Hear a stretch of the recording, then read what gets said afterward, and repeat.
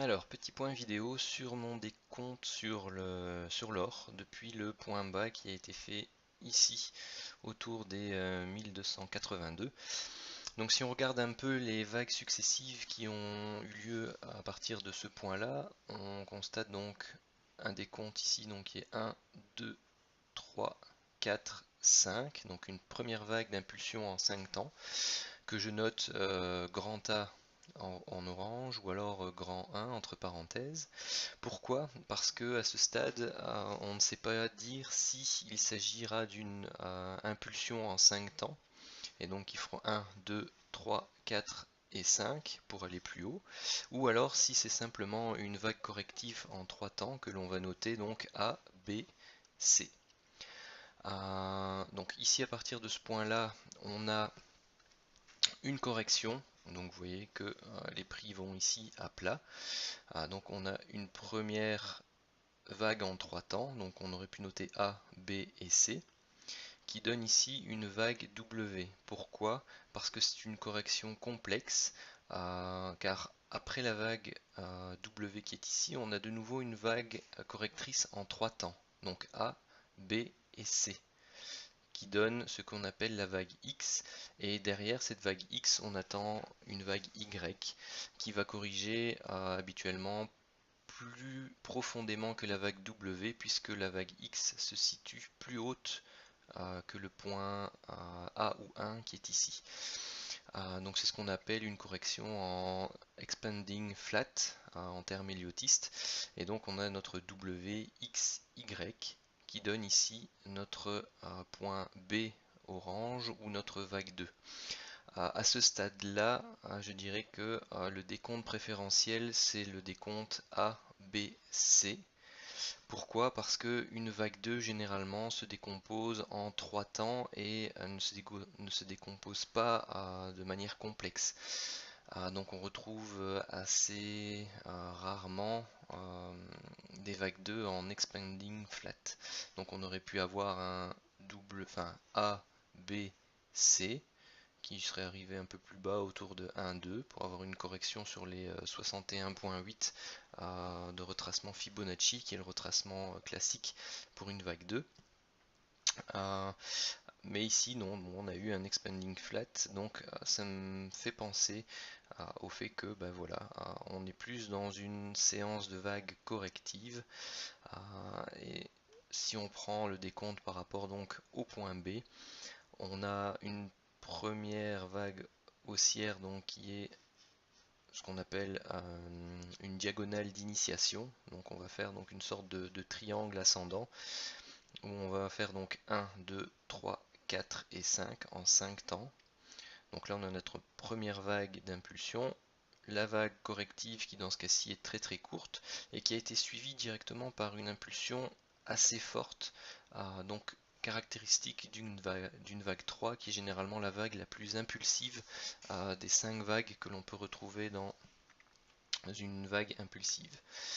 Ensuite, on a eu une correction relativement modérée, qui est généralement le cas pour une vague 4, et une dernière hausse pour cette vague 5-ci qui nous donne donc notre dernier point ici, le point C ou 3, qui est le dernier plus haut journalier. À partir d'ici, deux cas peuvent se présenter. Le premier, c'est que on entame directement une série de vagues correctives et donc on peut faire, comme c'est noté ici, une première vague, une correction pour faire une 2 et on partirait pour une 3 qui serait alors beaucoup plus profonde.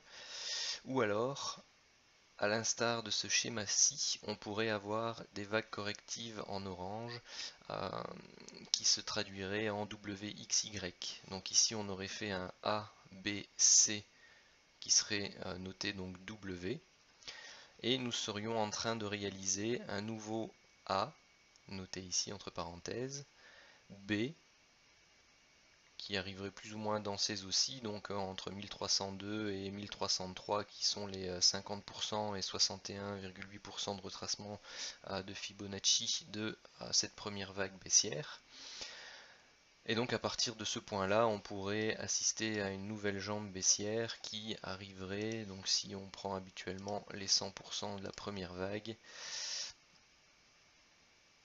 et qu'on estime que la vague B se situerait dans ce niveau-ci, donc on arriverait, comme vous voyez, plus ou moins autour des 1290.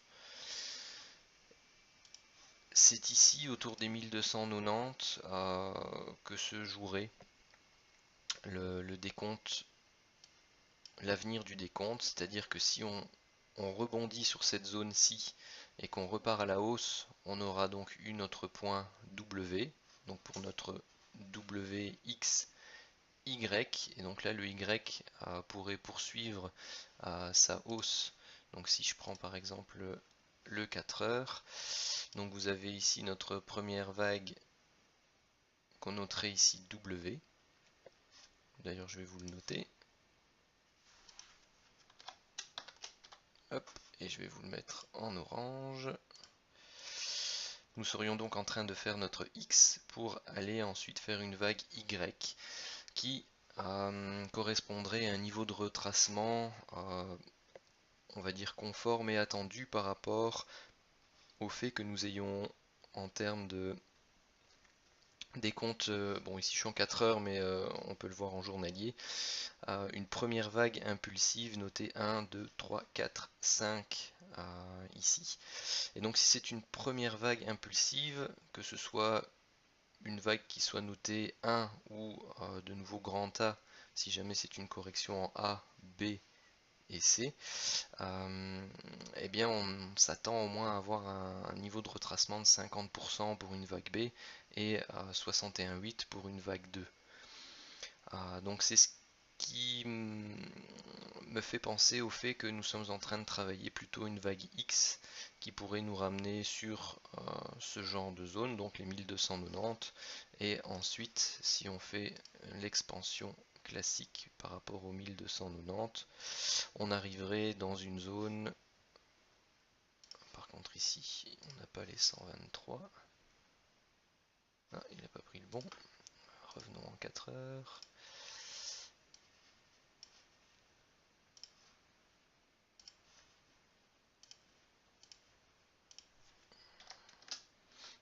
Voilà, donc pour une vague Y, généralement, on s'attend à avoir une expansion de 100% de la vague W jusqu'à 123% de la vague W, ce qui nous amènerait ici, grosso modo, au même niveau que les retracements de 50% de cette grande baisse ici réalisée. De plus, la correction se fait toujours principalement dans les anciens niveaux de la vague 4, donc c'est-à-dire entre le bas ici de la vague 3 qui se situe à 1304 jusque plus ou moins 1325 ici au niveau de la vague 4. On pourrait donc déjà avoir fait ce minimum de retracement avec ce que j'ai noté actuellement comme vague W, mais si on a une correction plus complexe, on pourrait corriger en X et aller rechercher cette zone-ci en Y. Si je reviens en 15 minutes, actuellement, on est en train de travailler à la correction de cette première vague baissière. Ici, donc on a bien 5 temps, 1, 2, 3, 4 et 5.